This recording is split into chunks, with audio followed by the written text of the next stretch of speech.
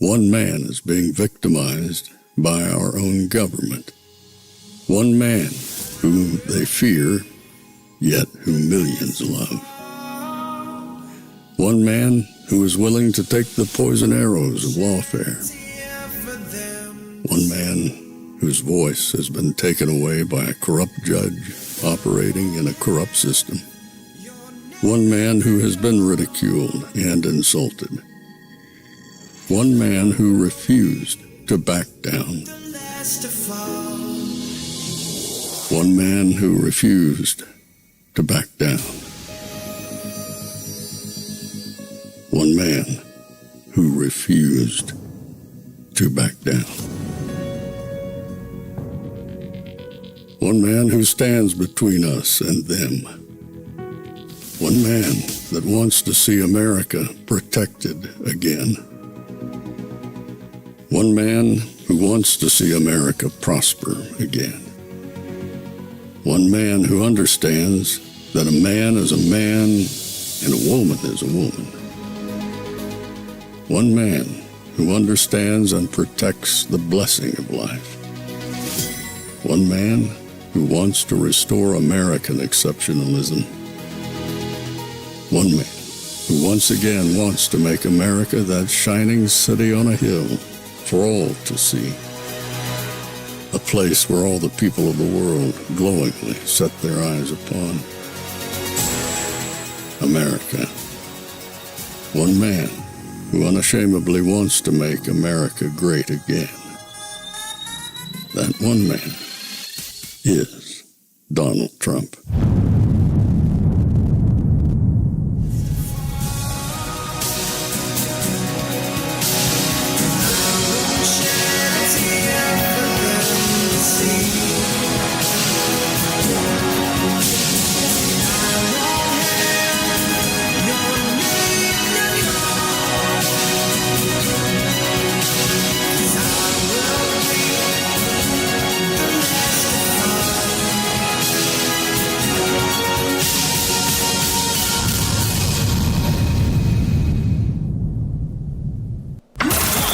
This is Fanfare with Barry Cunningham.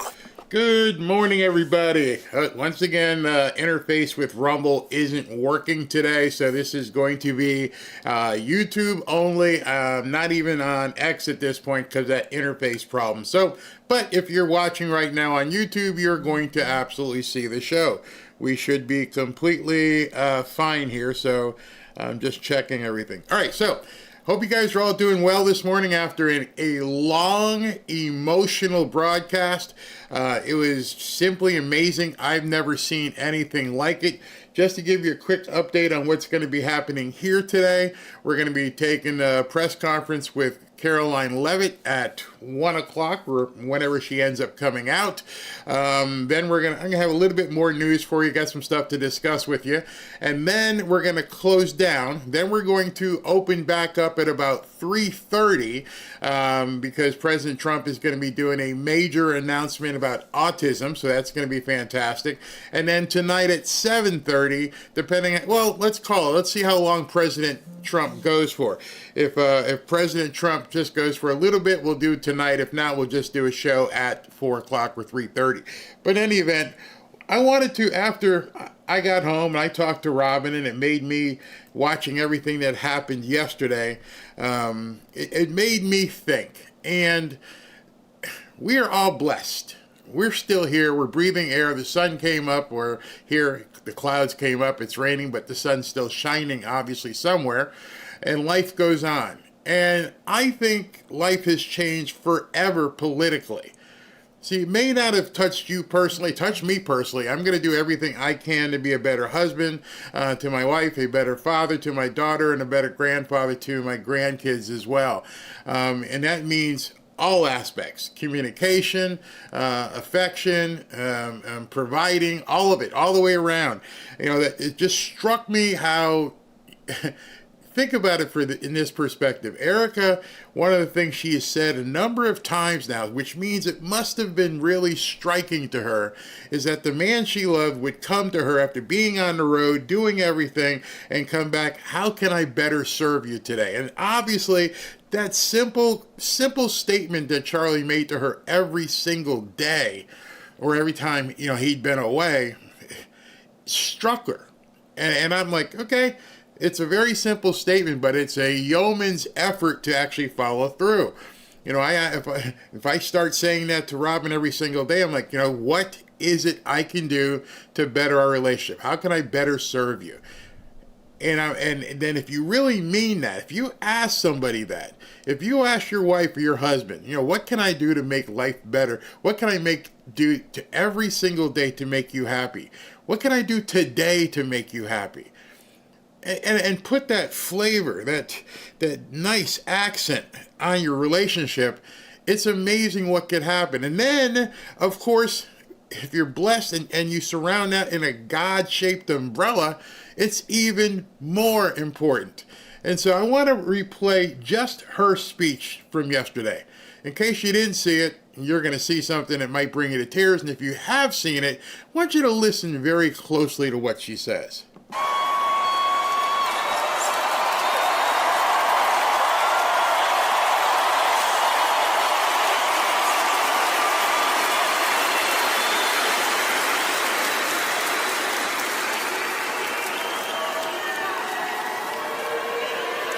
Hello. God bless all of you for coming here from all over the world to honor and celebrate my Charlie.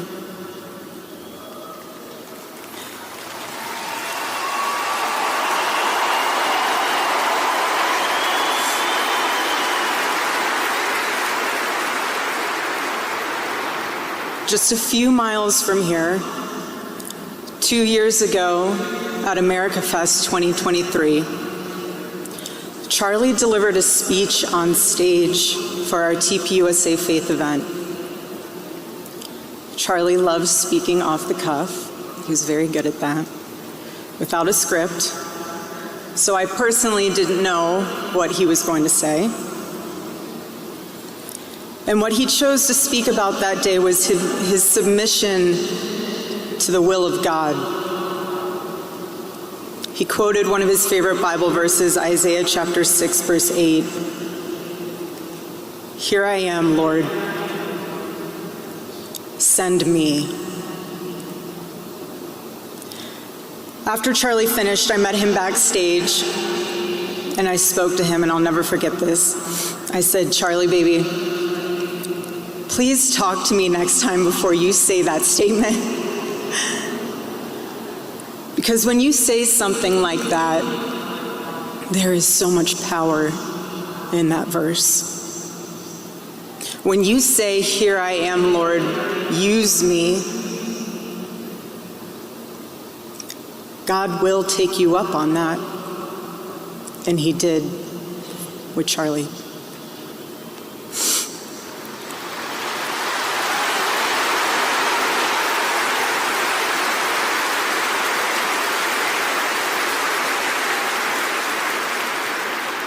"11 days ago, God accepted that total surrender from my husband and then called him to his side. More than anything, Charlie wanted to do not his will, but God's will. And over these past 11 days, through all the pain, never before have I found as much comfort as I now do in the words of our Lord's Prayer, thy will be done.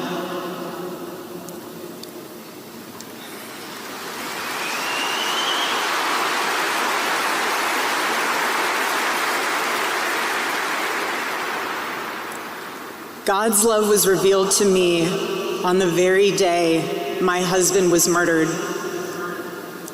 On the afternoon of September 10th, I arrived at a Utah hospital to do the unthinkable, to look directly at my husband's murdered body I saw the wound that ended his life. I felt everything you would expect to feel. I felt shock.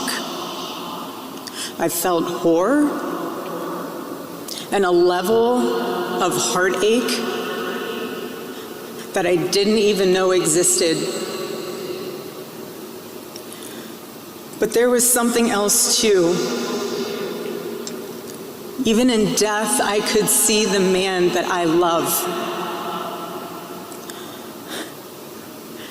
I saw the one single gray hair on the side of his head, which I never told him about. Now he knows.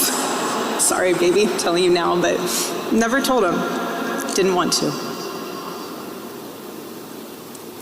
I also saw this. I also saw on his lips the faintest smile. And that told me something important. It revealed to me a great mercy from God in this tragedy.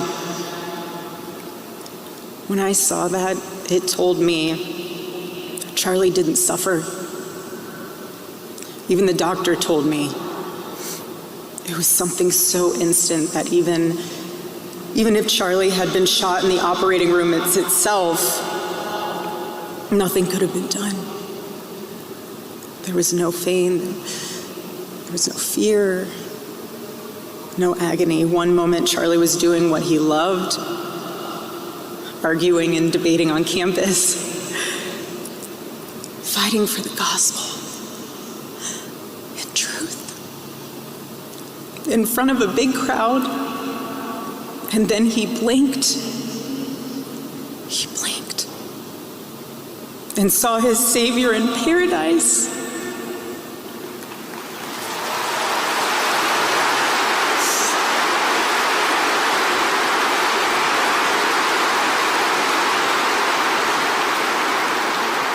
And all the heavenly mysteries were revealed to him. God's love continued to be revealed to me in the days that followed. The next day on the tarmac in Air Force 2, I confronted Usha VANCE, precious woman. I held her hand and I told her, honestly, I do not know how I am going to get through this. She told me something. She said, you know when you're on an airplane with your kids and it's the last 15 minutes of the flight and things are crazy, kids are not cooperating, toys are flying everywhere and everyone's screaming. And you think to yourself, I cannot wait for this flight to land. And it's 15 minutes before you land. And she told me, you will get through these 15 minutes and the next 15 minutes after that. Usha, I don't think you realized it then, but those words were exactly what I needed to hear. But most of all, God's mercy and God's love have been revealed to me these past 10 days. After Charlie's assassination, we didn't see violence. We didn't see rioting.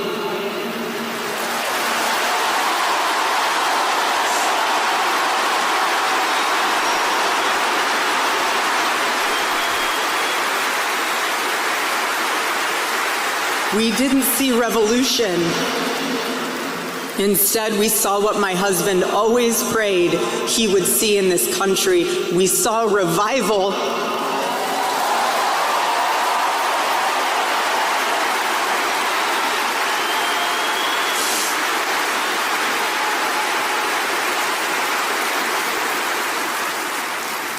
This past week, we saw people open a Bible for the first time in a decade. We saw people pray for the first time since they were children. We saw people go to a church service for the first time in their entire lives.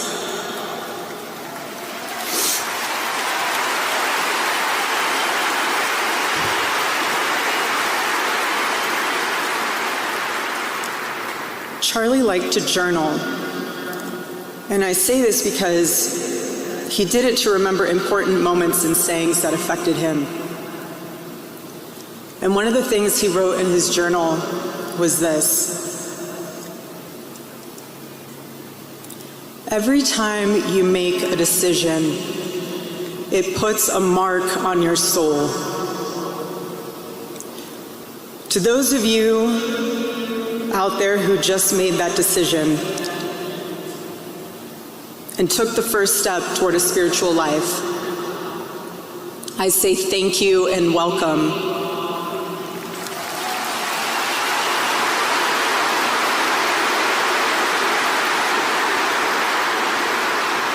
One day I hope you look back and realize it was the most important decision of your life, because it is. All of you who are already believers, it is your job to shepherd these people. Do not take that lightly. Water the seed of their faith. Protect it and help it grow.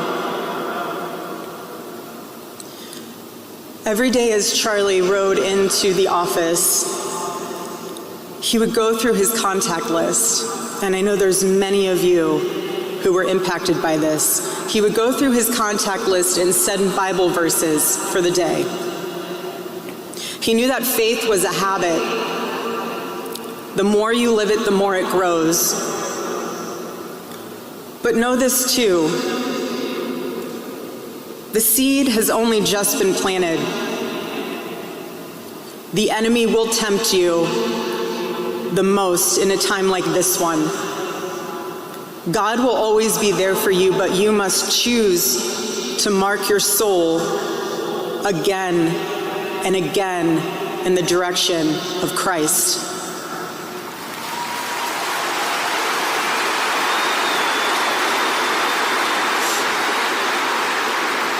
Pray again. Read the Bible again. Go to church next Sunday and the Sunday after that, and break free from the temptations and shackles of this world.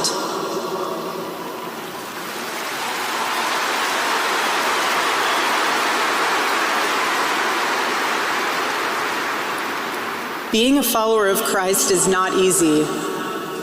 It's not supposed to be. Jesus said, if anyone would come after me, let him deny himself, take up his cross and follow me. He said he would be persecuted. He said we would be persecuted. And Charlie knew that and happily carried his cross all the way to the end. And I want all of you to know, while Charlie died far too early, he was also ready to die. There was nothing he was putting off. There was nothing that was too hard or too painful, or nothing that he just felt like he didn't want to do it. He left this world without regrets. He did 100% of what he could every day. But I want you to know something. Charlie died with incomplete work, but not with unfinished business.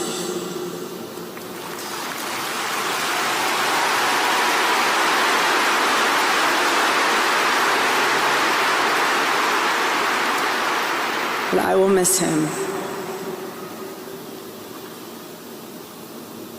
I will miss him so much, because our marriage and our family were beautiful. They still are.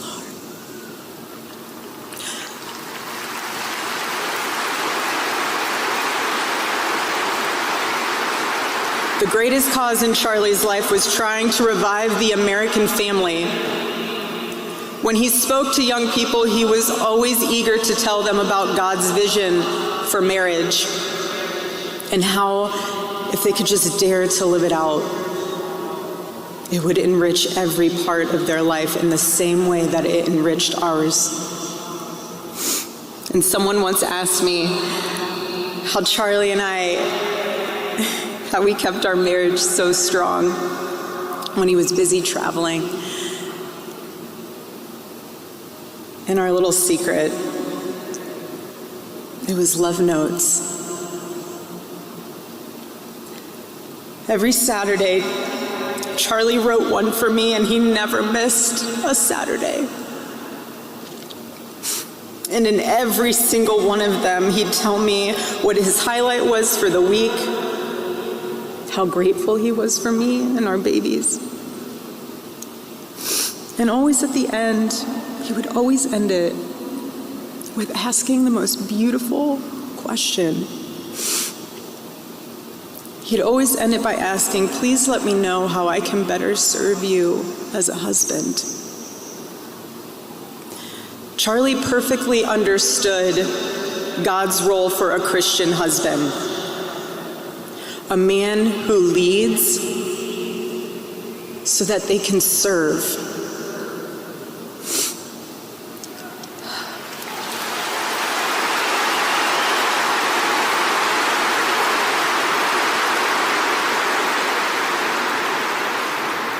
To all the men watching around the world, accept Charlie's challenge and embrace true manhood.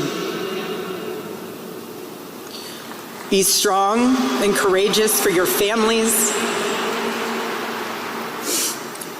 Love your wives and lead them.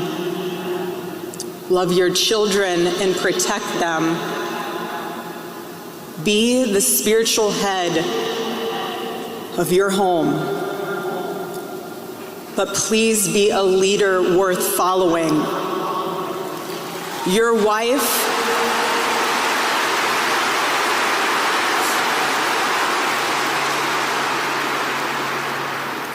wife is not your servant. Your wife is not your employee.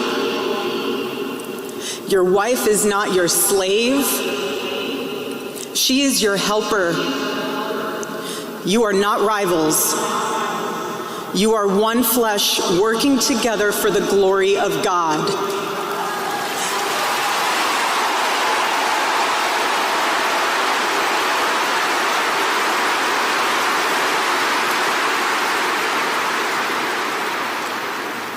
I was Charlie's confidant. I was his vault, his closest and most trusted advisor, his best friend. I poured into him and loved him so deeply, empowered him, because his love for me drove me to be a better wife. Every day he honored me, and I prayed that I could be the wife that God needed me to be for my husband. Women, I have a challenge for you too. Be virtuous.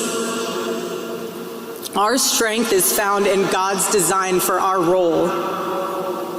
We are the guardians. We are the encouragers. We are the preservers. Guard your heart. Everything you do flows from it. And if you're a mother, please recognize that is the single most important ministry you have.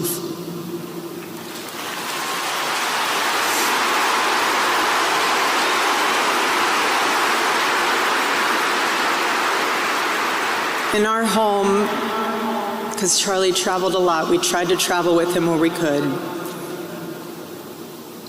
But I made sure that when Charlie returned from work, it was his sacred landing place, away from the worries of the world.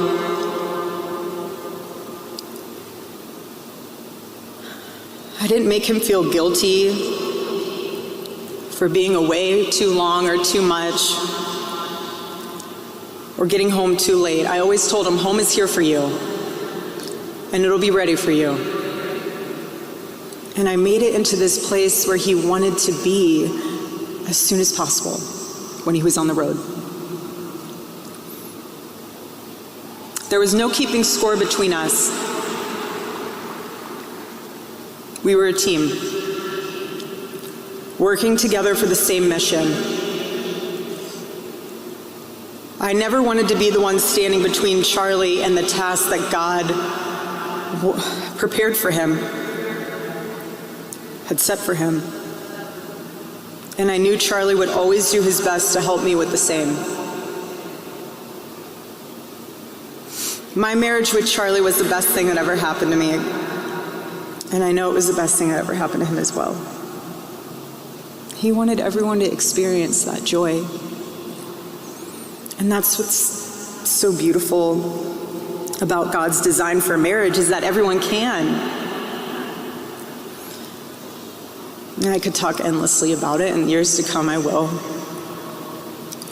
But Charlie's mission above all was aimed directly at those who aren't married.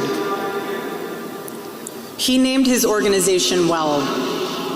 He knew things were not right with America, and especially with young people, and they needed a new direction. Charlie passionately wanted to reach and save the lost boys of the West. The young men who feel like they have no direction, no purpose, no faith, and no reason to live. The men wasting their lives on distractions, and the men consumed with resentment, anger, and hate. Charlie wanted to help them. He wanted them to have a home with Turning Point USA. And when he went onto campus, he was looking to show them a better path and a better life that was right there for the taking. He wanted to show them that.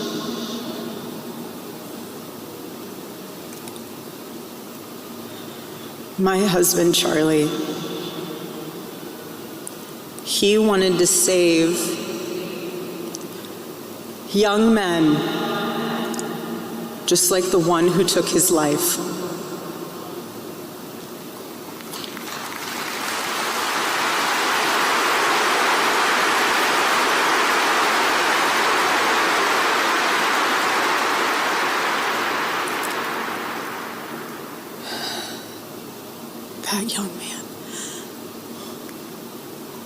That young man, on the cross, our Savior said,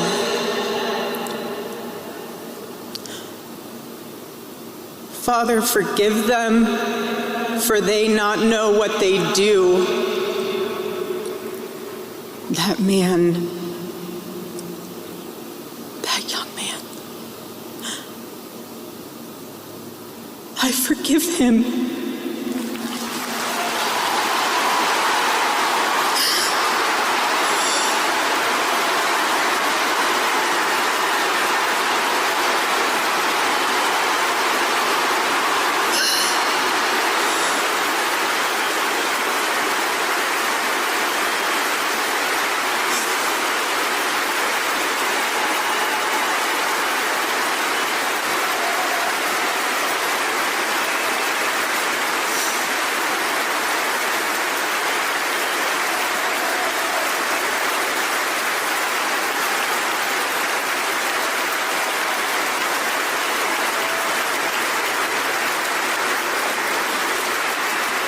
I forgive him because it was what Christ did and is what Charlie would do. The answer to hate is not hate. The answer we know from the gospel is love, and always love. Love for our enemies and love for those who persecute us. The world needs Turning Point USA. It needs a group that will point young people away from the path of misery and sin. It needs something that will lead people away from hell in this world and in the next. It needs young people pointed in the direction of truth and beauty. And so I promise you today, every part of our work will become greater. I am tremendously honored to be the new CEO of Turning Point USA.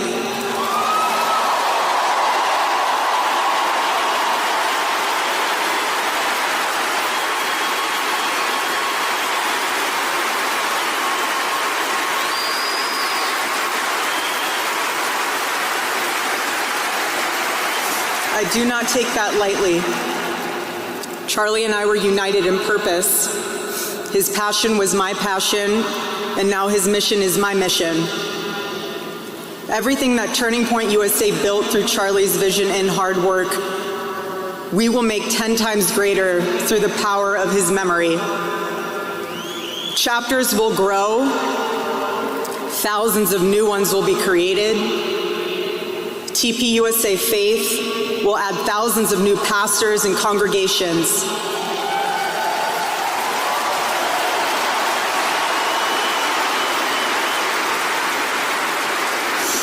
And yes, campus events will continue. And we will continue to hold debates and dialogue.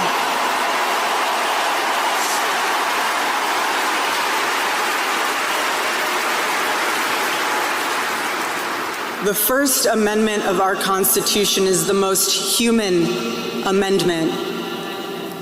We are naturally talking beings, naturally believing beings, and the First Amendment protects our right to do both. No assassin will ever stop us from standing up to defend those rights, ever.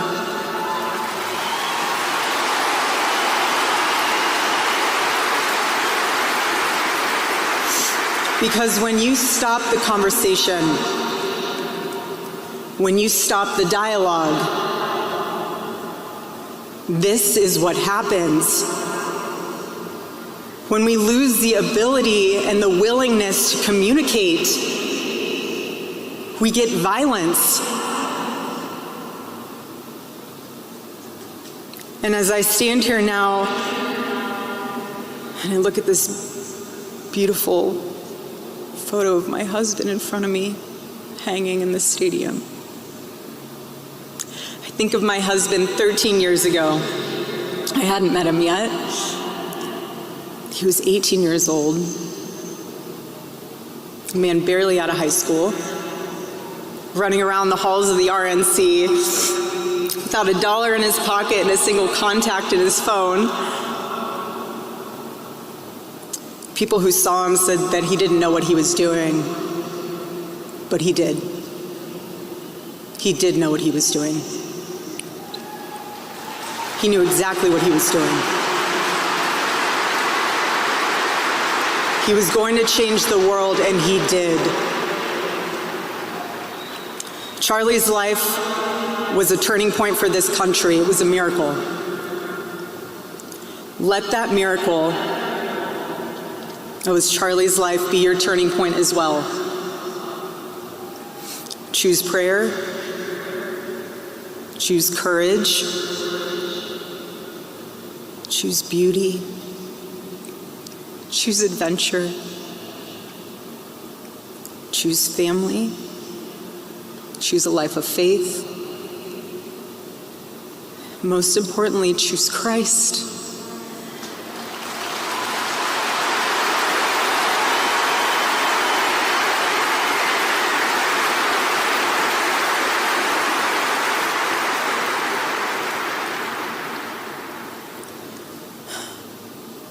I love you, Charlie, baby.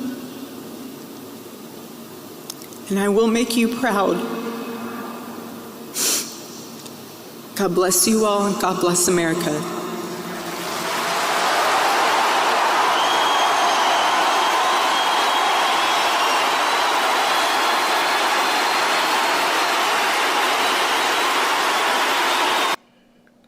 She said so much in that 27, 28 minutes, so much in 27 or 28 minutes that I think a lot of people didn't hear it all and let it sink in. We're going to go through a bunch of that as we go through the day. One thing I do want to talk about is the contrast between Democrats and Republicans. I don't want to say Democrats, leftists and Republicans. I don't want to say that. Leftists and MAGA. How about that? That pretty much describes what I see. A lot of Republicans are still rhinos, and some Democrats aren't leftists. So let's talk about it as being leftist versus MAGA. She mentioned two words that began with R that completely show the contrast between us and them. When things happen bad on their side, they riot. They steal, they loot, they harm, they injure, they destroy. And when things happened bad on our side, we had the other R word, revival. And you know, to live again, revive, bring fresh air into something. Understand there's a meaning behind all of this. And you know, it's I don't think they knew that this was going to happen. I mean, it's amazing what kind of fire has been lit. People who haven't picked up the Bible in 20-something years, people who haven't been in a church, haven't graced a pew in 20-something years, are showing up and saying, you know what, I need to be in church. I need to be around, if not just in church, other people who feel this way, which I almost think is more important than just going into a building. Instead of like seeking out, and I'm going to show you, you're not missing anything. I don't want you to seek out a building. Oh, it's pretty, it's cathedral, it's just, no, it's the people. You remember the little thing you used to do as a kid when you used to go, here's the church and here's the steeple, and look inside and, I can't even do it anymore, here are all the people. This is what makes the church. It's all the people in the church. Not the building, it's this. And some churches are made up of, comprised of good people. Some people in the church aren't necessarily there for the same reason you are. But if you find a church where, you know, most of the people there you can get along with and learn from and be guided by, then you've found something, you found a home. And I encourage everybody to keep looking. The first one you go to may not be the one you want to be a part of. The second one you go to may not, I don't like these people, they're too judgmental. That's okay. Don't stop looking for fellowship. You know, it doesn't take a mega church of 5,000 people for you to have a church. It doesn't matter. You know, where two or more are gathered. Just find a church that you can sit down and talk to somebody and get to know the people in the church, and that'll help you get closer to God. And I mean, we weren't able to do a prayer meeting this morning because after 8 hours yesterday, it was just a lot, and people were really, really raw. But as I watched yesterday and as I watched things unfold, and you guys pretty much probably feel the same way. I don't think anybody in our lifetimes has seen what happened yesterday from a political perspective. We've seen Billy Graham rallies. We've seen all kinds of revival meetings, but we've never seen it intertwined with a government the way we saw yesterday. And one of the things before she walks out that I want to say is, I don't think it was a memorial service. Well, Barry, it was like an 8-hour memorial service. Not to me. Not to many people I've seen on X. It wasn't a memorial service. It was an invitation. It was an 8-hour invitation. Simply amazing. Simply amazing how many people found God yesterday. You know, if you've ever watched the old Billy Graham revival, stadium revivals, they're massive. They're 60, 70, 80, 90,000 people. And at the end of the event, after all the worship singing, all the fellowship, he would invite people to come forward. And it would be like, you just watch them coming down from the rafters and everywhere else. Well, yesterday we saw that happen around the world. People got the invitation. They got the knock on the door. Hey, you want to come with us? It was amazing. And I just hope, thought I heard something. I just hope as the days that follow now, we continue to do fellowship. We continue to reach out because they're going to continue with poison. They are going to continue with toxicity. And the more they can, encourage them, please. I urge you guys to be as toxic as possible politically, while at the same time I'm going to pray for your souls. There was another huge contrast I saw. I'll play it tonight. Hakeem Jeffries went on MSNBC and was spewing all kinds of crazy stuff. And the person he was talking to was Reverend Al Sharpton. I'll get back to it in a little while. She's up.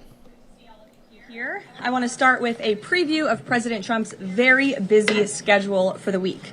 Later this afternoon, the president will be making a major announcement focused on the childhood autism epidemic, alongside his top health advisors who are working to make America healthy again. This will be a powerful display of how the entire Trump administration is committed to addressing root causes of chronic conditions and diseases, embracing full transparency in government, and championing gold standard science. Tonight, the president will depart to New York City ahead of the 80th session of the United Nations General Assembly. He will be joined in New York City by the First Lady. Tomorrow morning, President Trump will deliver a major speech touting the renewal of American strength around the world, his historic accomplishments in just 8 months, including the ending of 7 global wars and conflicts. The president will also touch upon how globalist institutions have significantly decayed the world order, and he will articulate his straightforward and constructive vision for the world. The president will also be hosting bilateral meetings with the UN Secretary General and the leaders of Ukraine, Argentina, and the European Union. The president will also later in the day hold a multilateral meeting with Qatar, the Kingdom of Saudi Arabia, Indonesia, Turkey, Pakistan, Egypt, the UAE, and Jordan. After these important meetings, the president will attend a reception tomorrow night with more than 100 world leaders before returning to Washington, D.C. On Thursday here at the White House, President Trump will welcome President Erdogan of Turkey for a bilateral meeting. And on Friday, the president will travel to Long Island for the Ryder Cup golf match between the United States and Europe. This event is one of the greatest sporting events in the world, and it would not be taking place this year without President Trump's help. President Trump signed an executive order last week preventing a strike that would have crippled the New York City area ahead of the tournament, and at the request of the 5 labor unions who all represent workers on the Long Island Railroad. One of the greatest golfers in the world, Bryson DeChambeau, praised the president's critical intervention, saying, quote, "When the possibility of a strike threatened to disrupt transportation and attendance, President Trump stepped up and took the action needed to protect this world-class competition." Thanks to President Trump's decisive leadership, the Ryder Cup experience will be everything fans and the golf community deserve. Again, that's a quote from the great golfer Bryson DeChambeau. Now let's all hope the American Ryder Cup team can take home the trophy. In other news, positive economic data continues to pour in. Brand new polling shows that Americans' faith in the economy and the direction of the nation is back on track and shooting even higher. Home ownership is more affordable, with mortgage rates dropping to a 3-year low.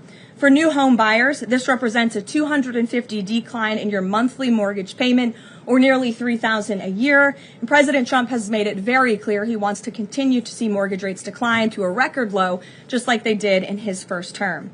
Thanks to President Trump's unleashing energy dominance, gas prices are dropping and Americans are spending the smallest share of their disposable income on gasoline since 2005. Additionally, the annual cost to own and operate a new vehicle is down by nearly 6% over the last year. Americans are earning more and they are spending more than ever before. After inflation outpaced for 26 straight months under Joe Biden, real wages have increased nearly every month since President Trump took office, with wages for blue-collar workers rising at the fastest rate in 6 decades. Retail sales are also booming, up 5% over last year. And the stock market is booming, and Americans' retirement accounts continue to do well, with the Dow, S&P 500, and NASDAQ all hitting new record highs. In fact, the S&P 500 is up nearly 15%, and the NASDAQ is up more than 21% since Election Day. As part of President Trump's mission to restore America as the manufacturing superpower of the world, he has secured nearly $9 trillion in U.S. investment, nearly 9 times more than Biden attracted in his entire 4-year term, and we expect that number to be upwards of $15 trillion very soon. We're already seeing the initial economic benefits of these investments, with industrial production recently rising to an all-time high. President Trump built the greatest economy in the history of the world in his first term, and we are witnessing him do it all over again. Now, before I open it up to questions, I do want to speak on the heinous political assassination of Charlie Kirk. As President Trump powerfully stated yesterday, this assassination was an attack on everything that makes the United States of America the greatest country on earth. But that attack has completely failed. The heartwarming response from the overwhelming majority of the American people over the past 2 weeks is all of the proof that you need. The assassin who took Charlie's life can destroy flesh and blood, but he can never destroy the values that Charlie stood for. All across the country, millions of Americans have prayed, hosted vigils, attended church services, became politically engaged for the first time, and honored the legacy of Charlie and the ideals he died speaking for. The beautiful memorial service attended by President Trump and 100,000 great Americans in State Farm Stadium yesterday was just the latest example. And Erica Kirk's mercy was one of the greatest acts of grace this world has ever seen. May God continue to watch over Erica and their beautiful children. Unfortunately, there have been some jarring exceptions to this unity. This past Friday, 58 House Democrats voted no, and 38 voted present on a resolution that simply stated, condemning in the strongest possible terms the assassination of Charles James Kirk and all forms of political violence. There were no strings attached to this vote. This was a simple gesture of human decency to denounce political violence. I wish I could say that this was only a fringe group, but 96 votes is nearly half of the entire House Democrat caucus. And they didn't just vote against this basic resolution condemning political violence. A number of those same Democrats took to the House floor to smear Charlie Kirk's name. The man wasn't even buried yet, and Democrat members of Congress were denigrating his memory on the floor of the House of Representatives.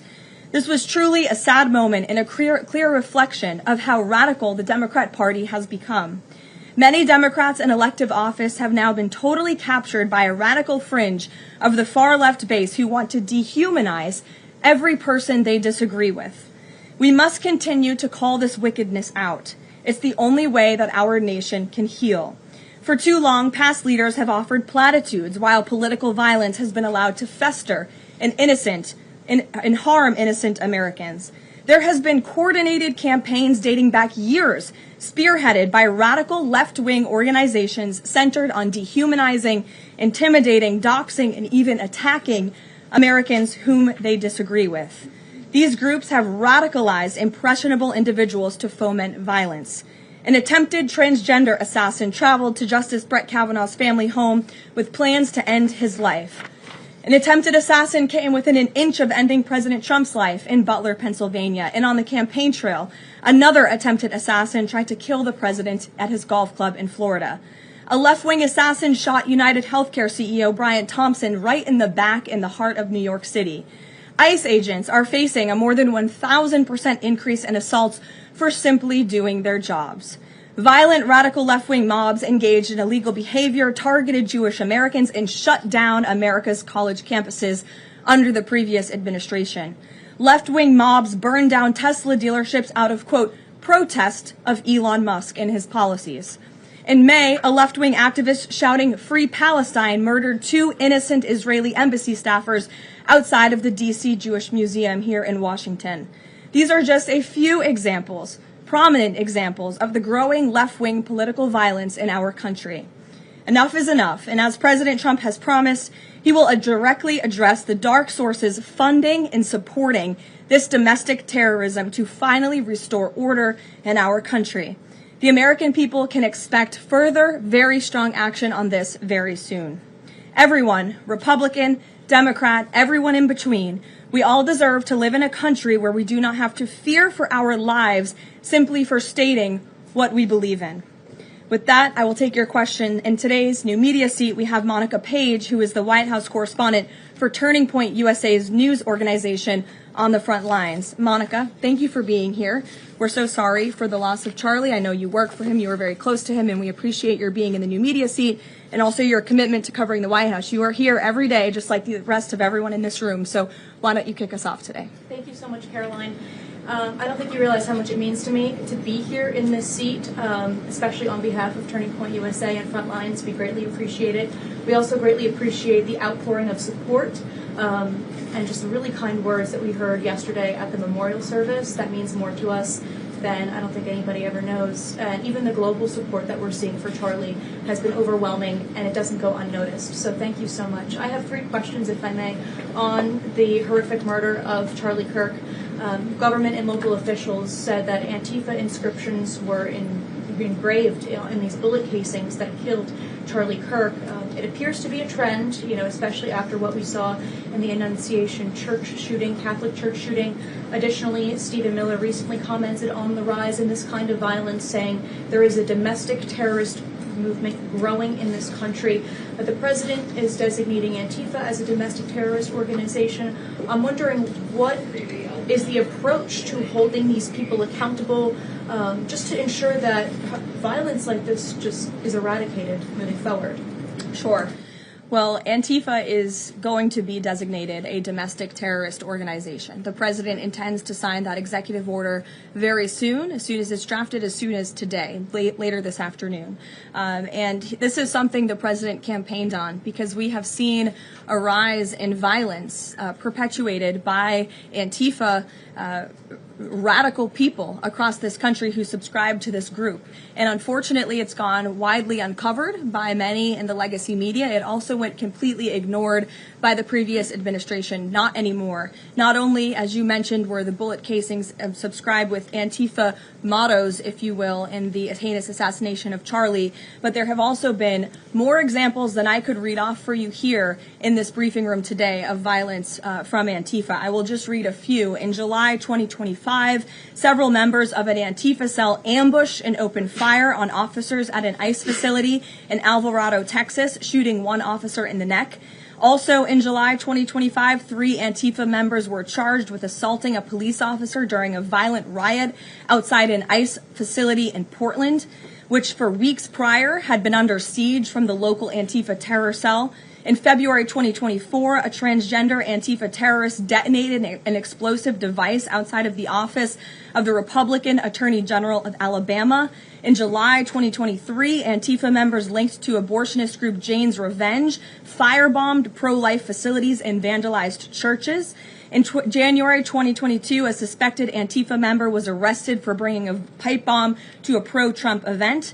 In January 2021, an Antifa supporter threatened to shoot police officers and Trump supporters outside of the Florida State Capitol building. Again, I could continue to list many more examples for those in the room who don't believe this is a serious threat to American safety and our national security, but this administration knows that it is. That's why the president will be signing this order. And we will also be, most importantly, looking at who is funding Antifa and who is funding these other violent left-wing groups that we've seen perpetuate so much crime and mayhem across our country. Thank you. And Charlie Kirk died exercising his First Amendment right, willingly debating, conversing with everybody and anybody. That was what he did. So what message does this White House have now to all Americans who feel like they are too afraid to express their beliefs, their values, their morals in the wake of such horrific violence? I think the president has answered this, and I will leave it to his response, Monica, where he so beautifully said, we have to keep fighting. We have to keep speaking up. We have to keep speaking our mind. I know that's what Charlie would want us to do. And we have a right to free speech in this country. The president supports it. It is protected by our beautiful Constitution. And Americans should not cower in fear. They should rise up in courage to continue speaking the truth. And to end on a lighter note, Karoline, sure. I'd love to know what your favorite memory of Charlie is. Sure. Charlie was a great guy, and he was, of course, a very influential person in the conservative movement, in the MAGA movement. He was so helpful to the president during the campaign and to all of us who worked on that campaign, that historic campaign. I myself had many great memories going on Charlie's amazing podcast and his show. He was always willing to text people with words of encouragement. In fact, my last text exchange with him was the day before he died, and he was asking for my husband and I's address to send a children's book to our son. And I think that just speaks to the type of person that he was. And I know so many of us here at the White House are going to miss him very much. Thank you. Thank you. Gabe. Caroline, thank you. Regarding the autism announcement, Sure. Why now? Does the administration have new data that hasn't been published previously showing a possible link between acetaminophen and autism? I know there's been many reports about what this announcement at 4 o'clock will be, Gabe. The president is very excited about this. I don't want to scoop the president of the United States and our Secretary of Health and Human Services, but what I can assure you is that Robert F. Kennedy and the incredible health team that this president has put together are really viewing things in a much different lens. And they are paying attention to studies and the gold standard of science and research that many in this city for far too long have turned a blind eye to. So I think Americans are going to be enlightened and proud of what they hear later this afternoon, but I won't get ahead of the president on exactly what that announcement entails. On a different topic, going back to the president's social media post from over the weekend, regarding the DOJ and his seeming frustration that they hadn't taken action quickly enough. I want to point to something that the president said during his inaugural address. Never again will the immense power of the state... Attorney General who weaponized the DOJ. Joe Biden used this sacred American institution to go after his political opponent in the middle of an election year. And you look at people like Adam Schiff and like James Comey and like Letitia James, who the president is rightfully frustrated. He wants accountability for these corrupt fraudsters who abused their power, who abused their oath of office to target the former president and then candidate for the highest office in the land. And I think the president is reaffirmed in those frustrations and his hope for accountability by the millions and millions of people who reelected him to this office with a mandate to demand accountability. And the president has not been shy about this, Gabe. In fact, when he traveled to the Department of Justice earlier this year, all of you were there to cover it. He said, quote, "I demand a full and complete accountability for wrongs and abuses that have occurred. The American people gave a mandate to investigate and root the corruption out of our system," and that's what the president wants to see done. Caroline. Ed. On the autism issue again, there are reams of scientific research that suggests there's no clear link between autism and acetaminophen usage. You're suggesting today they may have new information on this. A lot of it, and this entire debate, has the potential to confuse women, especially pregnant women, about what to do. What do you say to those that say what you're doing today potentially just introduces more confusion into the debate? I think women for many years, in fact for decades, Ed, have been confused by the rapid increase in autism in this country, in the childhood epidemic, that is chronic epidemic, disease epidemic that is plaguing America's youth. Women are confused about that and they want answers to that. And that's exactly what this administration is focused on finding. And before you jump to conclusions based on reports that the White House has not even confirmed, I would encourage everyone in this room to go into the 4 o'clock announcement with some critical thinking skills and with some open ears to actually listen to what the president and his team of outsiders have to say about this. And there will be a number of things that will be announced and discussed. And I think, I know as a mother myself, I speak, I believe, for many mothers across the country who really want answers to what is happening to our nation's children. So again, I won't get ahead of the president, but I think everyone in this room needs to tone down the judgment before you even hear what people are going to say. Sure. Thanks, Caroline. So too, on the Holman investigation, I mean, can you just speak to, did the president ask the Justice Department to close the case, and does Holman have to return the $50,000? Well, Mr. Holman never took the $50,000 that you're referring to, so you should get your facts straight, number one. Number two, this was another example of the weaponization of the Biden Department of Justice against one of President Trump's strongest and most vocal supporters in the midst of a presidential campaign. You had FBI agents going undercover to try and entrap one of the president's top allies and supporters, someone who they knew very well would be taking a government position months later. Mr. Holman did absolutely nothing wrong, and even the President's Department of Justice, even Kash Patel's FBI, looked into this just to make sure. They had a number of different prosecutors and FBI agents who looked into this. They found zero evidence of illegal activity or criminal wrongdoing. In the White House and the President stand by Tom Holman 100% because he did absolutely nothing wrong, and he is a brave public servant who has done a phenomenal job in helping the President shut down the border. Mary. Thanks, Caroline. I have two questions on far-left violence. Sure. The first one, the president said yesterday that the bullet hit Charlie, but it was aimed at every one of us. Do you and your colleagues have a heightened sense of fear following this shooting? and this far-left violence we're seeing across the country? I certainly think there's a heightened sense of awareness by conservatives across the country, by all of us here at the White House. Again, as I said to Monica, many of us were personal friends with Charlie and had involvement with Turning Point before we came and served our government in this way. So certainly it's a very shocking incident, and I think, it's very unfortunate that those of us who work in this movement have to think about violence just for speaking our minds and for supporting President Trump. And as a follow-up on that, I asked the president last night on Air Force One about this pattern of transgender violence we're seeing. Charlie's killer lived with his boyfriend who identifies as transgender, and then we had the Annunciation shooting, the Covenant shooting, all of these incidents. The president said that we're looking into transgender violence. Does that mean the FBI is looking into it? And can you give any more clarity on how the administration is viewing this uptick in specifically transgender violence? It's definitely something worth looking into, and I think anyone who denies that at this point is being willfully ignorant. And the administration is taking it seriously, all causes of violence, and why these people would be driven to such evil and such hatred. And there's probably many answers to that question, but the administration is really focused on all of them. For individual investigations and cases, of course, the FBI and the Department of Justice are leading those. But as for this overall violence and domestic terrorism that we're seeing, the White House and the president's policy team will be leading the charge, and that really begins with designating Antifa as a domestic terrorist organization. And I can assure you there will be additional actions to come. Sure, in the pink. Thanks, Caroline. Liz Landers with PBS NewsHour. I just wanted to follow up quickly on something that the president had said yesterday. So we heard from Erica Kirk. She said she forgives the man who shot and killed her husband. And then right after that, we heard from the president who said, I hate my opponent and I don't want the best for them. How does that square with bringing down the temperature of political violence in this country? And then, if I could, I had a follow-up on Venezuela, too. Look, the president is authentically himself. I think that's why millions of Americans across the country love him and support him, including Erica Kirk, who you saw so beautifully was on stage with the president in an unthinkable moment, in the midst of an unthinkable tragedy, and was leaning on the president for support during that time. And he was there to give it to her, as well as the vice president and many other top-ranking cabinet officials. Kayla. Thanks, Caroline. On TikTok, the deal. How much is the deal?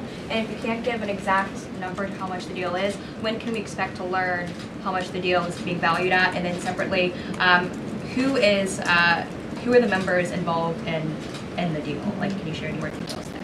So I don't have a specific number for you, nor am I going to confirm the specific individuals and entities in the deal, Kayla, but I do have several details I'm happy to run through for all of you, and the president will be signing the deal, the official deal, later this week at some point.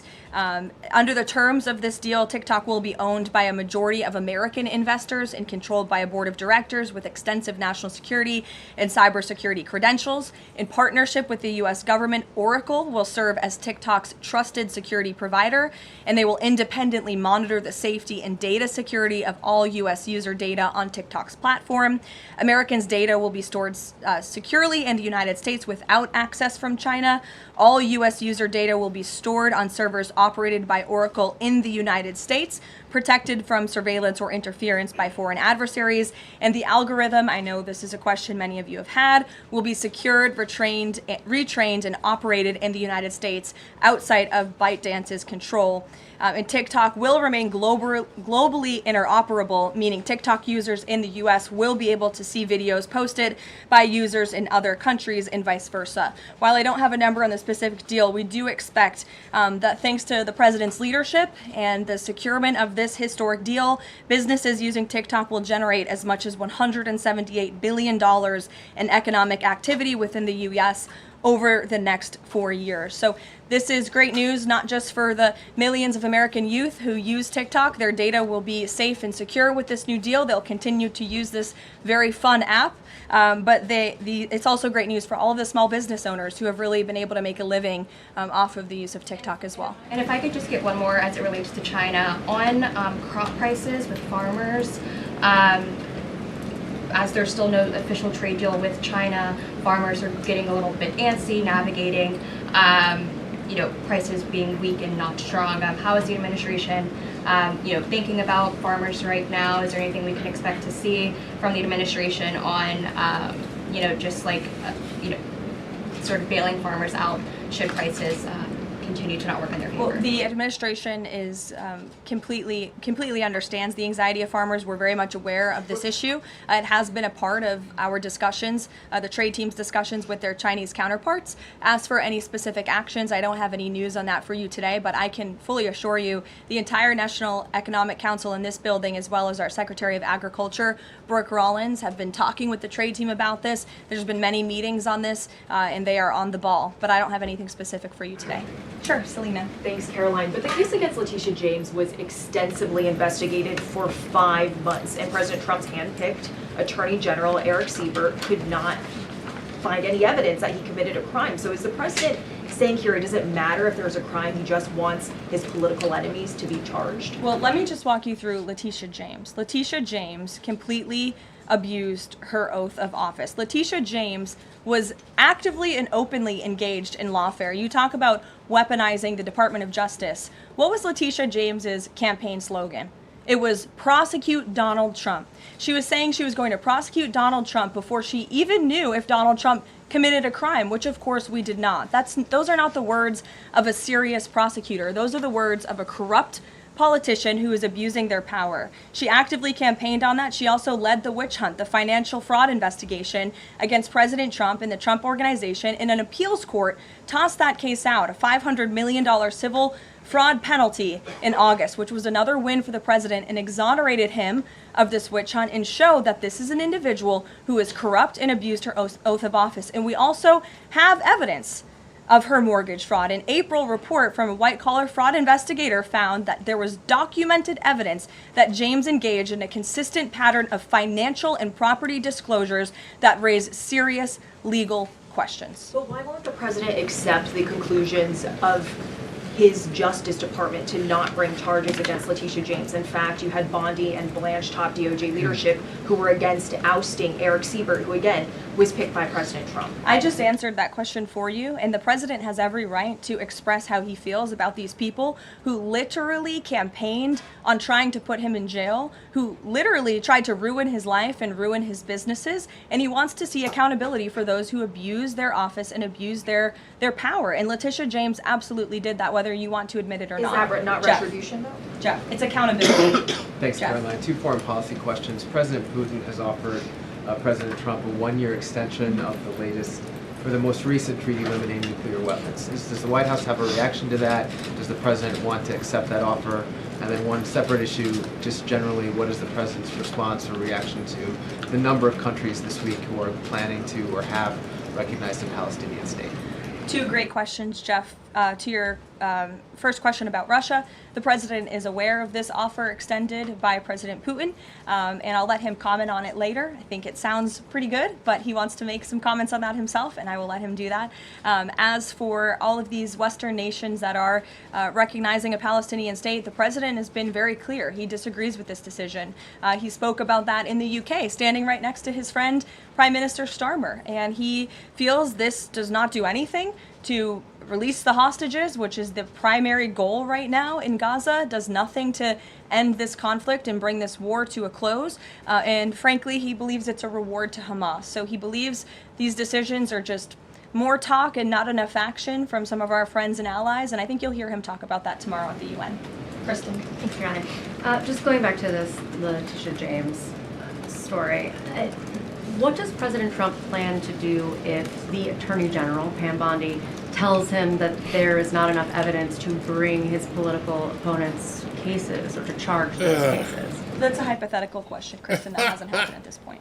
But we did see one U.S. attorney not be able to find enough evidence, and now they no longer have a job. Is that something that you would consider? Look, the president stands with Pam Bondi 100%. He made that clear this weekend. He answered questions from all of you last night on Air Force One. He said the same, and that's how he feels at this moment in time. Just one more thing on the Attorney General with Pam Bondi. Caroline, would the president support designating Russia as a sponsor of terrorism if it does return kidnapped Ukrainian children? And secondly, we just found out through questioning that Hunter Biden sat in on the discussions of his pardons. What's the White House response to that? Unfortunately, I think it's unsurprising, and it's also very telling that one of the only pardons Joe Biden signed on his way out the door was the pardon of his son. Everything else was signed with an auto pen, but that one was clearly his own signature. To your first question about Russia, I have no news to share with you on that. Sure, in the yellow. According to media reports, Maduro has sent a letter to President Trump, but President Trump avoided saying whether he has read it. Did he receive it? We have seen this letter. Frankly, I think there were a lot of lies that were repeated by Maduro in that letter, and the administration's position on Venezuela has not changed. We view the Maduro regime as illegitimate, and the president has clearly shown that he's willing to use any and all means necessary to stop the illegal trafficking of deadly drugs from the Venezuelan regime into the United States of America. Context of the letter? Gilbert, go ahead. The admin, to you and then go ahead. Sure. Thank you, Caroline. Whitline with Borderhawk News. The admin has openly discussed taking legal action against officials in sanctuary jurisdictions. Just this last weekend, we saw Mayor of Evanston, Daniel Bliss, rioting and protesting outside of an ICE facility near Chicago. Are there plans to start arresting sanctuary mayors or governors going forwards? Unless they commit a crime, I don't see them being arrested. But if they are violating federal law, if they are violating state law, then of course they should be arrested by state and local law enforcement. If they're violating federal law, then they can expect the consequences of that behavior.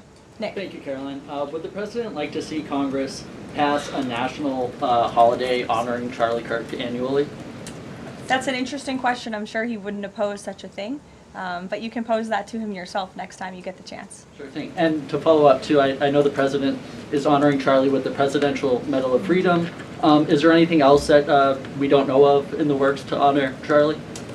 Not at this time, but we do look forward to that Medal of Freedom ceremony very soon. Daniel.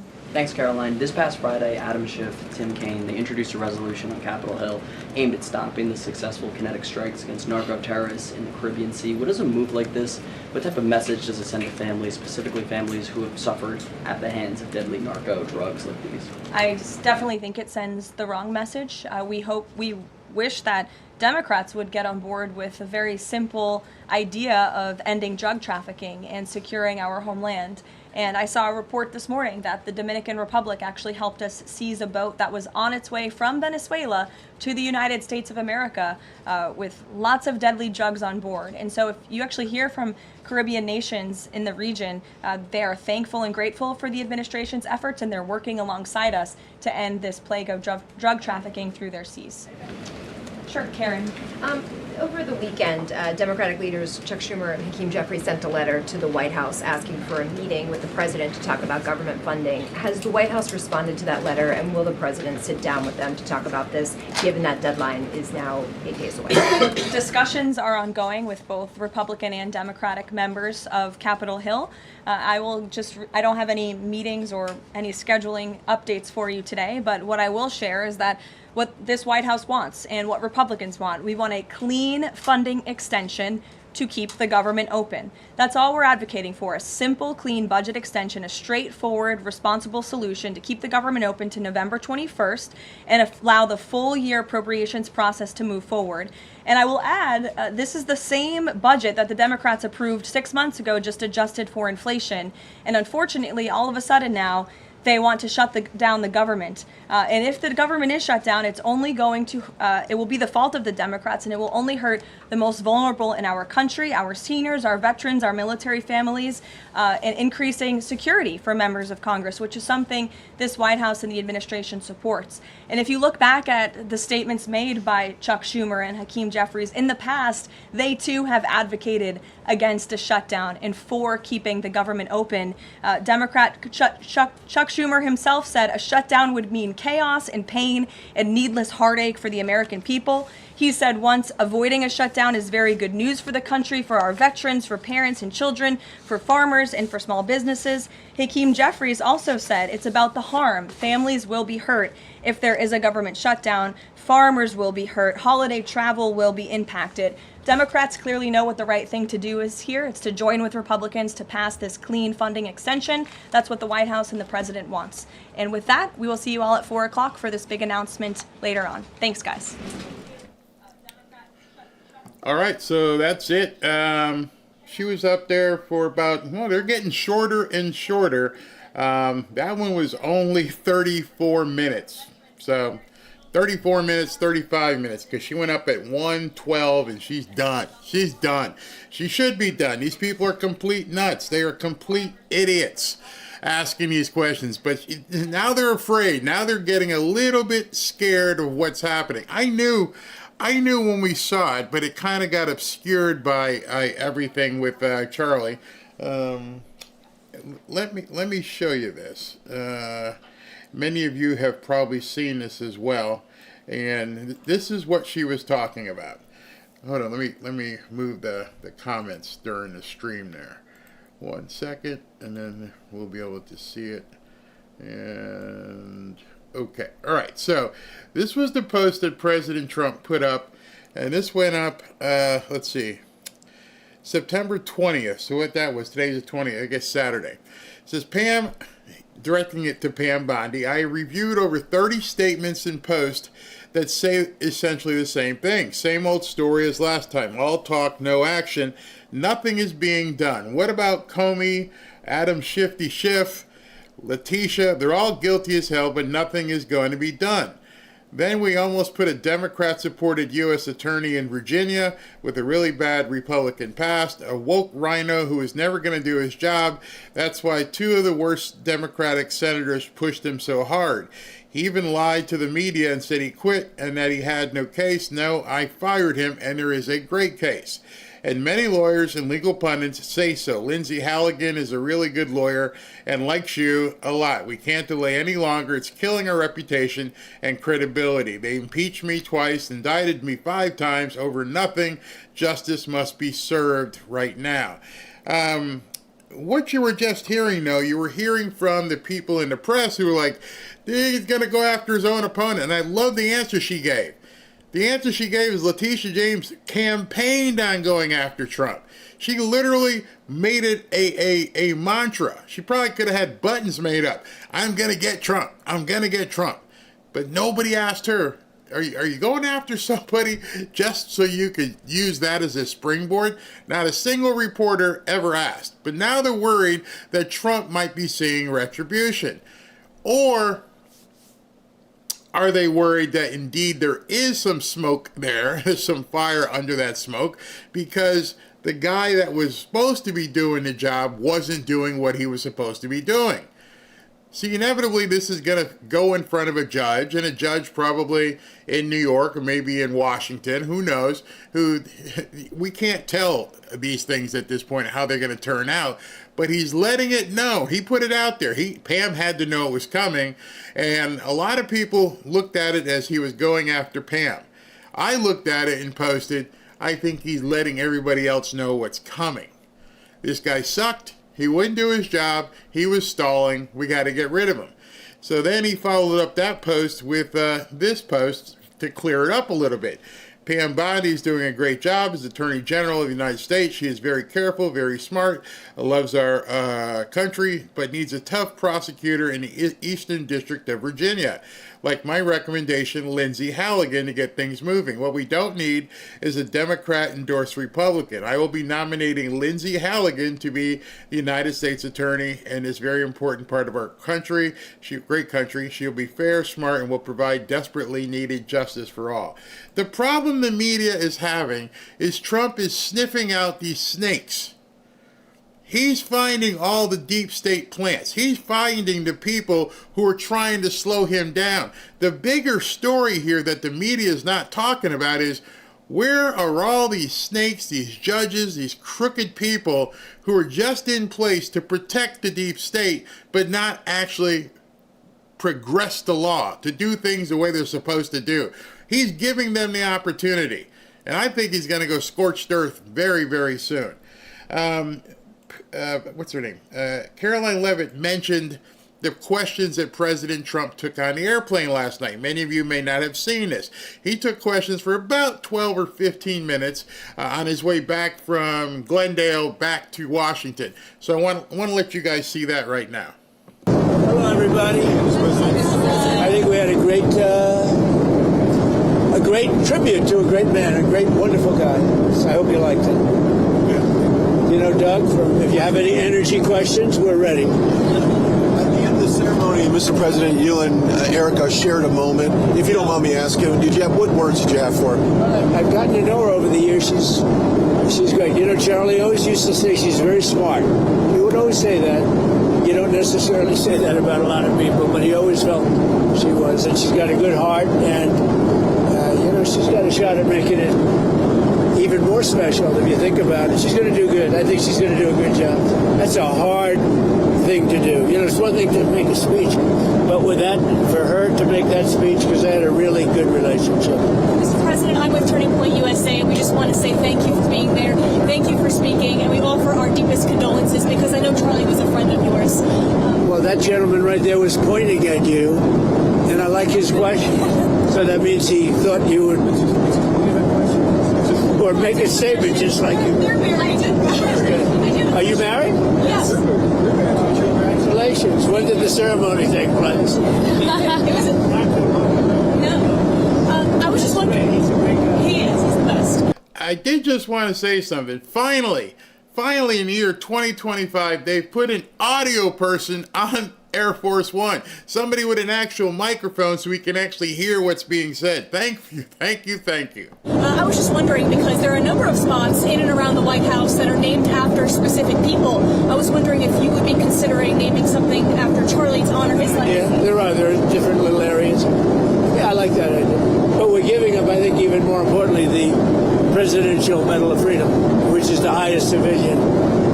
I guess they say, you know, if you think Congressional Medal of Honor is for military, and this is for the civilians, so that's a great tribute to him. Great guy. Any details around that upcoming event that you can share with us? Any further details about that event? I think the event was just a flawless event. It was beautiful. I thought the last song was incredible, the way it was as we were leaving. In fact, I think I said, who is singing that song? And I think what I'll do is I'll grab it and I'll use it at rallies. We have rallies to get people elected, and I'll use it at some of the rallies. Wasn't that beautiful? That was the best rendition I've ever heard. Mr. President, what can you and your staff do to make sure that over the next 3 years that you carry forth the vision and the faith of Charlie in a way that honors him? What can you guys do over the next 3 years? I think it's going to be automatic, actually. And I think Turning Point is going to be a very big factor. I mean, you see the people. Now, the press reported 200,000 because they were, you know, different areas, different stadiums and everything. There are a lot of people. That's an NFL stadium. I think it's going to be automatic. I really do. I think it's automatic. They're great people. He had a good staff, and they're great people. Mr. President, everyone... How did your husband do with that question? I thought quite good. Mr. President, everyone's saying that Charlie brought you and Elon back together. Is that true? Well, Elon came over and said hello. No, it's nothing to do with that. I thought it was nice. You know, he came over, had a little conversation. We had a very good relationship, but it was nice that he came over. Dana White was there, the great Dana White. You know, the big question is having the UFC fight as I know you won't accept tickets because you're with the fake news. You're not allowed to accept tickets, but we're going to have a UFC fight right at the White House. And we're going to end up probably 6,000 people in front of the White House, and then on the ellipse we're going to have 80 or 90,000. It's going to be an unbelievable event, but a lot of people are talking about it. Question for you, an energy question. You've been calling. We have the right man. Go ahead. I got the experts. You've been calling on Europe to stop buying Russian oil. The U.S. has imported $755 million worth of Russian uranium and plutonium so far just this year. That's up from the Biden administration last year, about $100 million. Can you ask Europe to cut off purchasing those kinds of products? Doug, do you know anything about that? Well, yeah, absolutely. But this goes back not only drill, baby, drill, but we've got to mine, baby, mine. We allowed ourselves to fall under dependence of both China and Russia for critical minerals. America buying uranium from Russia is not acceptable. And so we're working very hard, Secretary of Energy Chris Wright, myself, to make sure that we've got a plan so that the United States can get back into the domestic enriched uranium production as quickly as possible. Sir, on Venezuela, you said that, let me quote your tweet here. No boats in the water anymore. Yes, well, you said... Additional boats. You don't even find a fishing boat. You don't even find cruise liners anymore. There's nothing in the water near Venezuela. It's actually strange. You know what that means? That means there are no drugs coming in. You said that the price they'll pay will be incalculable if they don't take people back. What does that mean? Well, you're going to have to figure that out. Mr. President, Mr. President, on your autism announcement tomorrow, multiple news outlets are reporting that you plan to tie Tylenol to increased risk of autism. Can you confirm that? Well, you're going to see tomorrow. We're going to do it tomorrow, but I think it's a very big factor. I think you'll see what it is tomorrow. We have various things, but you'll see what it is tomorrow. I think it's going to be a very important news conference, and we want things to take effect immediately. You know, if there's a question, even if there's a question, you just do it, right? But great research has been done. You know, if you think that, let's say 15 years ago, they had 1 in 10,000 were born with autism, and now it's, think of it, 1 in 12, 1 in 10. Boys, 1 in 10 or 12. Two different studies. Girls, it's 1 in 20. Can you imagine 1 in 20? And let's see, 22 years ago, it was 1 in 20,000. But it got down to 1 in 10,000 about 17 years ago, and now it's 1 in 12. Actually, boys are 1 in 12 and 1 in 10. I mean, can you imagine 1 in 10? And it was 1 in 20,000? So there's obviously something artificial that's really wrong, and we think we know what that is. Are you planning to announce any link between vaccines and autism? Tomorrow. Vaccines are very interesting. They can be great, but when you put the wrong stuff in them, and you know, children get these massive vaccines like you'd give to a horse. And I've said for a long time, I mean, this is no secret, spread them out over 5 years. Get 5 shots, small ones. Did you ever see what they give? They give, I mean, for a little baby to be injected with that much fluid, even beyond the actual ingredients. They have sometimes 80 different vaccines in them. It's crazy. It's you know, that's a common sense thing too. It's like you're shooting up a horse. You have a little body, a little baby, and you're pumping this big thing. It's a horrible thing. So I've always felt that. But we'll be having a big discussion tomorrow about autism. Mr. President, your son had a very welcoming message today, welcoming people to the Republican Party. Love of country, love of family, love of God. So I ask you, what do the Democrats stand for at this point? I think chaos, confusion, anger. They're losers. They don't even want to extend the opening. We have a very successful country. If we gave them everything they wanted, they're deranged. If we gave them everything they wanted, they wouldn't extend, in my opinion. You know, they say, oh, they want to meet with me. It's nonsense, but I'll meet with them. But no, they're angry, and they took a big loss, and they're doing worse now than they were during the election. So, you know, they're doing very badly. I don't think, actually, I think they stand for chaos. They stand for nothing. Mr. President, I'm with the Daily Wire, and we've been doing a lot of investigating of these transgender shooters. We reported on Friday that the Kavanaugh attempted assassin actually identifies as transgender, and we just wanted to get your reaction to that and see if you had heard. Well, it's too bad. It's a very sad thing going on with that, and I'll have to take a look at it. We have to protect our Supreme Court judges and justices, and Justice Kavanaugh's a great guy. I mean, it's horrible. He's been through a lot with this. All of them have, in a way. They didn't give him the proper protection, and we are giving. You saw what, numerous bills, but we just passed another one. We have to protect the Supreme Court. We have to. And on that same note, there's been so many different shooters who either Charlie's killer lives with a guy who's transgender, the Annunciation shooter was transgender, the Covenant shooter was transgender. Should the FBI be investigating transgender extremism? We're looking at that, and it seems like, is that just what's the reason for it? Yeah, there seems to be something, but we're looking at it very strongly. Something seems to be going on, but that statement yet. We're looking at it very closely. Mr. President, back in 2020, 2021, you were banned from Twitter, Facebook, basically every single platform on God's green earth, sir. And now, many people on the left want to throw out cries about First Amendment claims after Jimmy Kimmel's show was canceled. Do you find it hypocritical, sir, after what they did to you? I did his show before I ran for politics. I did his show many times, and he was never one of the top people. Do you remember during the Academy Awards when he read my truth just before giving out the Best Picture Award? And I said, and what he read was that he's the worst host in the history of the Academy Awards. Look, Jimmy Kimmel suffers from two things. First of all, he said a terrible thing about Charlie. But he also suffers from the fact that he's got no talent and he's got no ratings. A deadly combination. That's deadly. Right? When's the National Guard going to be arriving in Memphis? He said they'd be coming soon. Yeah, very soon. And we're going to straighten that up, just like we straightened out Washington. And we're not letting Washington go, by the way. We're not letting. If we didn't go there, Washington right now would be leading the nation in crime. I mean, D.C.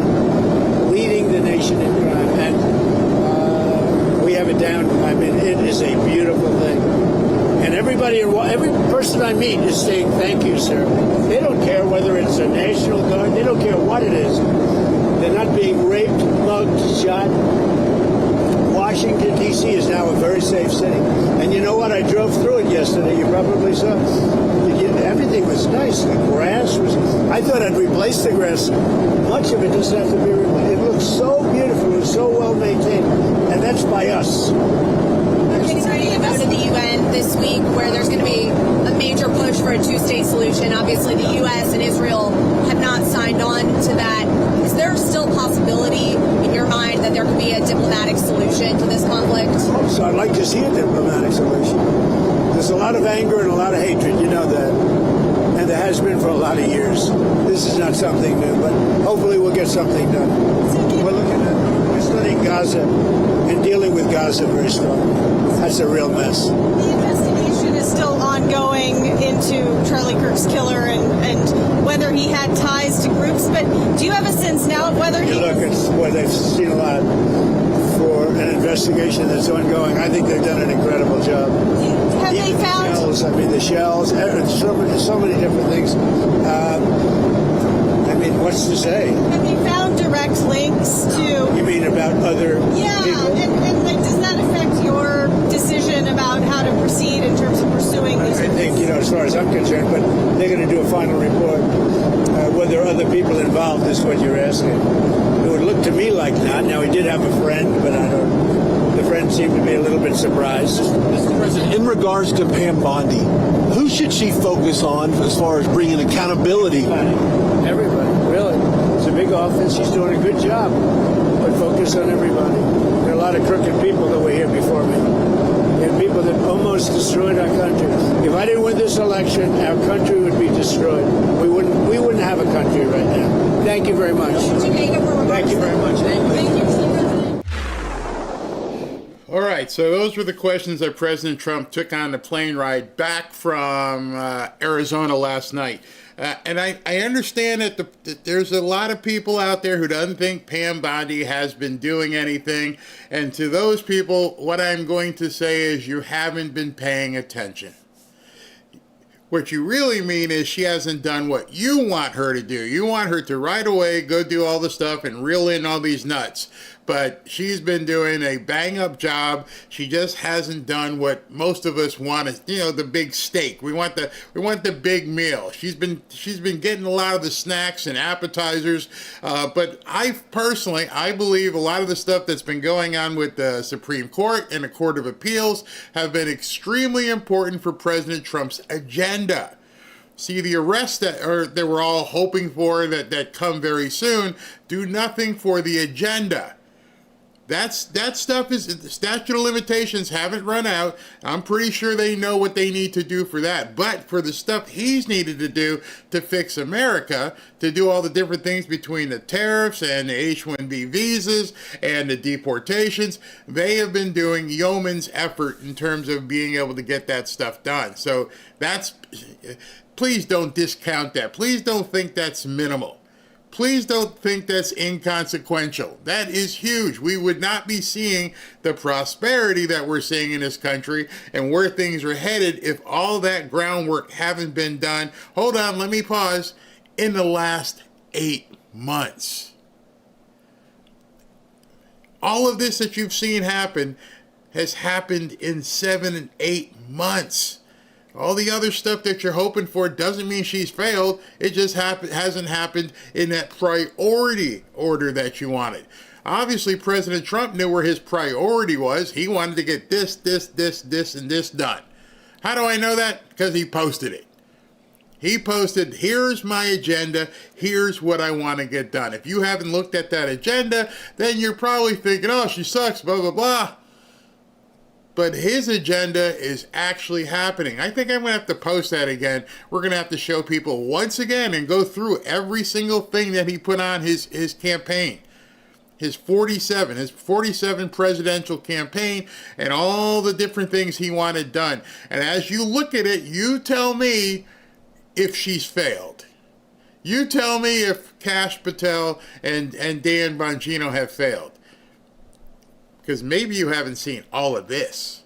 So I'll show that to you. So I'm gonna get out of here quickly because it looks like this is going to be a 3-show day. This is a busy week with President Trump also going to the United Nations. All kinds of things are happening. The announcement is at 4 p.m., so I'll probably get on here about 3:30 or 3:45. I understand Rumble is still having some mistakes, so we'll probably just go direct here on YouTube again. And then we'll have that, and then probably at 7:30, we'll have the third show, depending on how long President Trump is going to be on, and we will see from there. Let me do super chats, and then we'll go have some lunch and get back here in time for the conference. Which you think the stuff about Pam Bondi's pissing people off? You ain't seen nothing yet. Wait till they talk about this autism thing. Wait till you see the left go absolutely bonkers about this. Now, you've heard a little bit about it. From what I understand, the news so far has been that they are going to be going after and linking Tylenol to something to do with autism, which if you're in a prenatal position right now, you might want to pump the brakes on Tylenol. In fact, you may want to pump the brakes on Tylenol altogether. But let's hear what they have to say at 3:45. So let me do this super chats, and then we can go have lunch and reconvene in about an hour and a half. Sherry Clem, Charlie was a true Christian warrior who fought wholeheartedly for the glory of God. His wife Erica is the bravest woman I've ever witnessed. Strength, lots of strength. And so many people were calling her fake, and I'm like, man, she had to go look at her husband's dead body from getting shot. Wow. So true. A society grows great when old men plant trees, the shade of which they know they will never sit in. Wow, that's a nice statement. Jim Wright, here's a thought. God works in mysterious ways. Did the Almighty use Charlie Kirk as the second coming? Like you just said, it reached globally. Think about it. Look at Revelation 1:7. Go with God. I mean, it's amazing. I mean, I'm in media, and so I see a lot of stats and everything.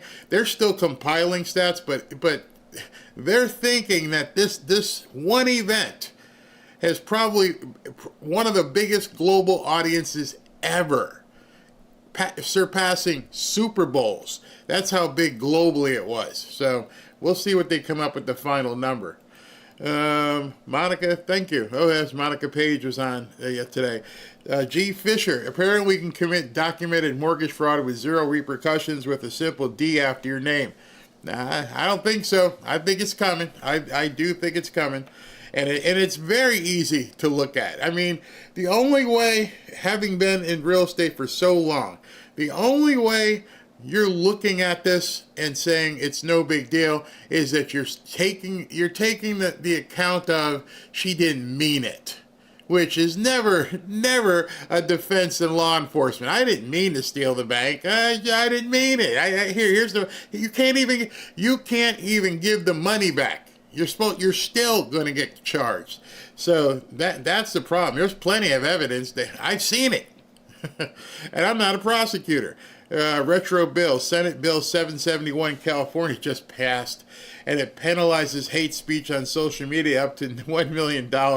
Only awaits signing by Gavin Newsom. Good luck. Good luck with enforcing that. Al Phelps, just a little support for our number one news teams. Thank you very much. By the way, let me just tell you guys, you talk about the number one news team. I know SV sometimes rubs people the wrong way because he's heavy-handed, but everything he's doing, he and I talk about, and based upon what's happened with Charlie and everything, I'm like, I don't have any time nor desire to deal with trolls and nuts. And so if he seems heavy-handed, it's because by now people should know. Don't come in here talking crap. It is very important to me that at this point we have fostered a community of people that I want this to be a so-called safe space. I don't want people to have to deal with crap. That's one of the things that I think has made us different, is that we have really made sure that the regulars that come in here, which I count on, which you guys each know off. I mean, we do a 30-minute after party where people just, without me being here, talk. I don't want trolls in there. Bye. Go away. Don't need it. Starfleet. Barry, will you cover President Trump's address at the UN? Oh, yeah, of course. Of course. Put it this way. If there's a feed, it will be covered. W.H. Dub, the Lord gave us Charlie, and Charlie brought us back to the Lord. Very much so. David Affleck, thanks, Barry, for most informed show out there. Thank you very much. All right, so I'm going to jump early. I'm going to play the after party because I got to get lunch and get back here before the 3:45 or so. Because that's going to be a huge announcement. You do not want to miss that announcement. I had one come in late, let me acknowledge, and that was from Debbie Dubois. Thank you very much. But that's going to be a huge, huge, huge announcement. It's probably going to be somewhat controversial. People are going to freak out. I'm telling you right now, the media, some people on the left, are going to lose it because of what is going to be revealed here. You heard one question. The guy's like, well, all of a sudden, how come you guys found this and nobody else found it? Maybe that's the question you should be asking the other people. Maybe when they tell you where they found this tie, and they say it was here, but other people ignored it, now you've got your story. You're going to have a story as to, well, if you found it, didn't other people know it? Now you know. There's your story. Run with it, but you won't. We'll see. I don't have any inside knowledge, so I don't know what this tie-in is, but it's going to be massive from what everyone's saying. It may not be massive if you're not pregnant or you don't have a child with autism, but we'll see. I don't know. All right, so I will see you guys back here 3:30, 3:45. Go have some lunch. Come on back, and let's listen to all this stuff about this big revelation that they're going to be making. All right, talk to you guys in a little while, about an hour and a half.